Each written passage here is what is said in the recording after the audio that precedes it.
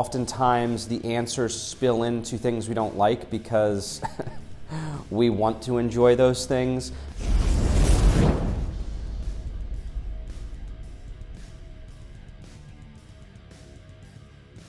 Hey guys, it's Mitch here with Powertrain. We're going to go over a couple of Q&As that we got in over the last couple weeks. I'll try to keep these as simple as possible. Like always, please make sure you like, share, subscribe, do what you got to do.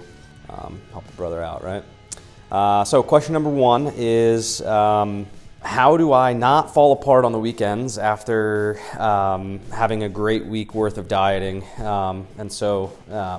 The real simple version is we'll just be an adult about it and don't fall apart on the weekends, but that's unfair to me, and I'm sure you're actually looking for some type of legitimate advice. So a couple things is, number one is the biggest culprit is if you're under eating in calories throughout the week and you're too far under where you need to be. That's just going to be a compounding effect, and so we see this a lot. And so during my week, Monday through Friday, I'm very structured. I do my meal plans, and I go to work, and I know I'm at work from 9 to 5, and I know I go to the gym after, and I get home and I play with my kids, and then I unwind and I go to bed. Everything is rigid, where you're supposed to be. Weekends are kind of a free-for-all. We don't have any meal prep going on. Life kind of just gets chaotic, and with that, so does our nutrition. Also, weekends are, generally speaking, when individuals are going to go out to eat or go to parties and things like that. And so there is an element of uncertainty, or it's not in my plan, and now what do I do? And so one of the easiest ways to combat all of that is to make sure that you're not grossly under eating where you should be. And so if you've ever talked to a nutritionist or a dietitian, or if you've ever gone online and you've searched for your macros that you should be eating, there's plenty of free apps online. Fill out a little bit of information, it'll tell you here's how many calories you should be eating a day, and then your macros. And so I think what a lot of us do is we say, okay, if I need to be eating X amount, I'm going to go far lower than that. And so if I'm eating 100 calories less, I'll lose weight. But if I'm eating 200, 300, 400 calories less, I'll lose the weight even faster. Number one, that's not how it works. Number two, it just winds up, we crash and burn. And so however you're getting to your calorie intake for the day, please try to stick to that, and then obviously adjust as you need to. I lose a little bit of weight over the first couple weeks, no longer losing weight.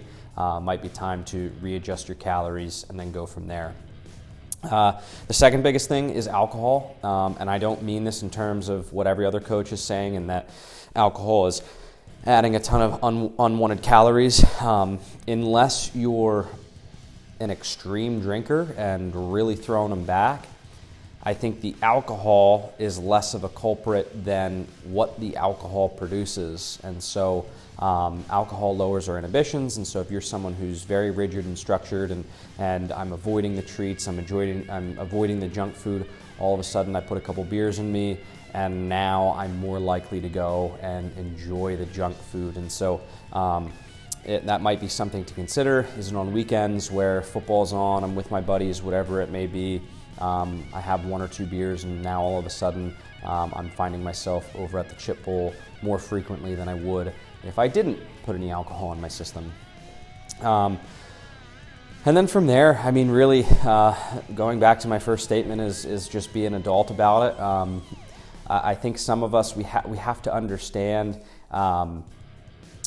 what reaching a goal means, and so there is going to be sacrifice involved. And so two ways to look at this. Either one is I'm not as dedicated to my goal as I once thought, or B, my goal is just way too unrealistic. But if we have a goal that is obtainable in a realistic time frame, it is going to put the work that I have to do in perspective. Some other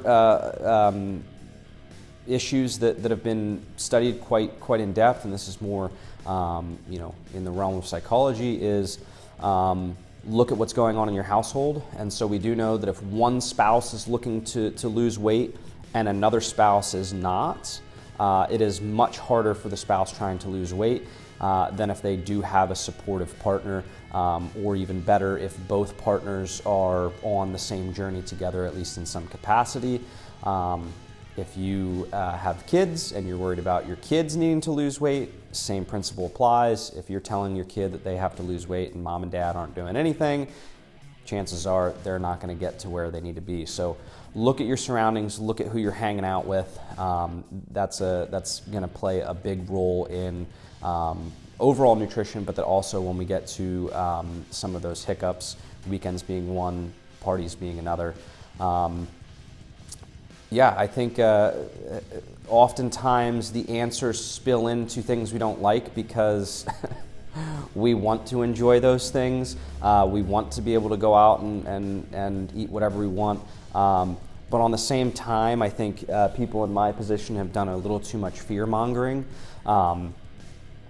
I don't believe personally that party or that night out to eat or those 1 or 2 beers is what's completely derailing you. So the question is how do I get through the weekend without completely undoing what I did through the week?